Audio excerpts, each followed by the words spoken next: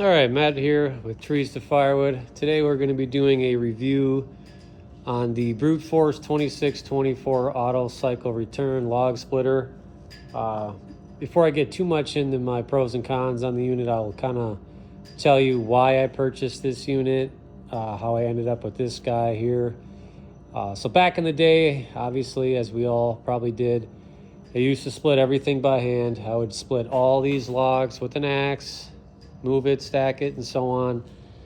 And then eventually I purchased a traditional log splitter that you can buy at, we'll just say Home Depot or Menards to Tractor Supply, one of those kind of places, like a 25-ton log splitter. I probably put through, I don't even know, 500 full cords of wood through one of those, and then I eventually got a bigger standalone unit like that. I think it was like a 35-ton, put that through the paces for probably 2 years. And intermits with that, I've always done research on, full-blown huge processors to guys like these to maybe a little bit bigger unit with the log lift like this has. And so little backstories, I own my own tree service, so I always have wood. I do buy logs from loggers, so I get them in 8-foot lengths. So yes, I do cut them up and I put them on here and so on. If I didn't do trees that I would bring home wood like this, I always cut the wood up on site to firewood length pieces, and then I transport them back to this location to be processed into firewood. If I didn't do that, yes, I would probably have a full-blown, full-size processor. But until then, I will be using this. So I've had this roughly 6 months. I do like it. I can split, give or take, a face cord. If everything's staged, logs are in the log lift here and kind of stacked close to it, I can do a face cord in give or take 12 minutes. Now I could probably do a full cord within about an hour to keep moving logs closer and so on. Obviously there's more into that. Obviously everything has to be cut up and ready to go. But it is transportable. It's not, obviously you need a decent sized machine to be able to move it, like a tractor, which is what I use right there. So I could have a full-blown processor. I do have a tractor with a grapple to move the logs, and there's my beautiful dog, Arctic. He loves wood too, so. But no, so getting why I purchased this guy. So I do sell production firewood all season, of course, and I wanted a unit that I didn't have to keep touching the wood so many times like you would be on a traditional log splitter. And even the big processors, whether it's a 2-way, 4-way, 6, 8, 10-way wedge, I wanted something that was going to produce the same roughly size split wood. And if you look here at the box wedge, each piece is going to be exactly the same width. And this does go up and down, as you can tell here. It's hydraulically up and down, depending on the size of the split that I want. Kind of where it's at is usually where I leave it. If you look, that's probably about 4 inches, 4 by 4, 4 by 5, give or take. So that's pretty much what my customers like. It's a good sized piece of wood. It easy to handle with one hand and so on. Now, if I have customers that want boiler wood, yeah, of course they want bigger stuff. I can raise this guy all the way to here or even higher if I wanted to. And if you got smaller pieces and you don't want to make small pieces, you can raise this up, and then you just got a single wedge there as well. So, and then when you hit these levers, it has the auto recycle. You hit them both down, it'll go, and then once it fully reaches the max, it'll automatically, if it's a big log, it'll bring the top piece back, and then all you do is tap it again.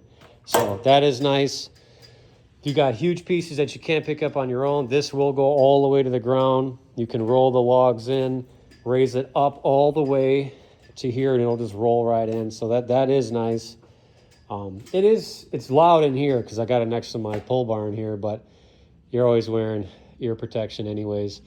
I believe that's a 10-foot conveyor that does go all the way up. It'll go horizontal if you want it when you're splitting the wood, so the wood just comes right out and it goes. So, and it's forward and back. You can reverse it with this lever here.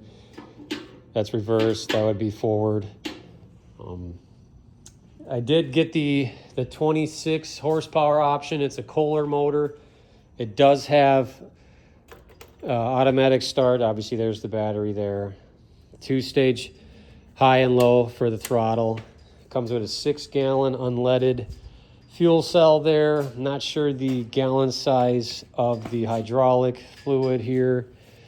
It just says what kind, but it does have the hydraulic cooler. So on cold days, like right now, we're in November. If I'm running this for maybe an hour, the fan will eventually turn on. Obviously, the fluid gets warm when you're compressing, big logs. So other than that, I'm pretty happy with it. I haven't had any issues. I mean, it pumps out the wood pretty much as fast as you can load it. It'll do it. I was splitting into those firewood bags. If anybody does firewood, they always try to figure out the least amount of times you can touch the wood, the better, because otherwise you're handling the wood so many times. So obviously I got a tractor. I do have forks. I put the bags on it, which I do have some bags still left that I do sell. I don't know if you'd be able to see them.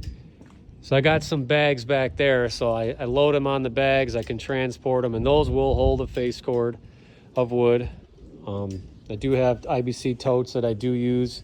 We did split some oak yesterday, which you can see nicely stacked in here. So here's a couple of the pieces. You can see the kind of pieces that they make. So this is nice red and white oak here. So this will be wood that we keep for ourselves. Nice cherry here.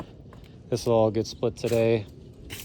But why I went with the box wedge, like I said, just because of the unique pieces that it makes. The only reason I don't like the 6 or the 8-way, you're always going to have, if it's a big piece of wood, bigger splits. That will have to be resplit again. And to me, you're handling it once again. You're wasting time. And if you're trying to bump up your production, it's just not going to be efficient. Obviously there's not a ton of money in firewood. There is if you produce, thousands of full cords a year. And as we know, you need a place to store it. It's got to dry, and you got to sell it, move it, have people pick it up, whatever it may be. And the more you're handling the wood, the more time that takes, it's less profits. So I got this unit, so it makes my production, honestly, it's probably, 4 times as fast as what it used to be. And I could split all day, and I'm not tired. So I'm really happy with this. This BruteForce, I'm in Wisconsin. They're roughly 4 hours north of me, so they are, I guess you could say, local to me. So that was another perk. Down the road, maybe I'll get a huge processor if and when I ever do retire from doing trees. It just depends on, how the world goes here, I guess. I mean, with the cost of fuel and electricity and gas, natural gas, propane, oil, whatever you heat your home with, as I can tell, firewood is a hot commodity because people understand the kind of heat that you get out of it. It is, in the long haul, if you have the ability to burn wood, it is cheaper. I read a study the other day. It's roughly 7 times cheaper to burn wood to heat your house than it is to use electricity or natural gas, because maintenance on your units, to fuel costs, and so on. So I mean, fortunately we do have a wood boiler here that we heat our house and my shops and so on, and my heated driveway and whatnot. So it is a perk to me because I do burn wood. If I didn't have this, we do have we have a wood stove insert in our fireplace over there, which we would roughly go through 5 cords of wood a year.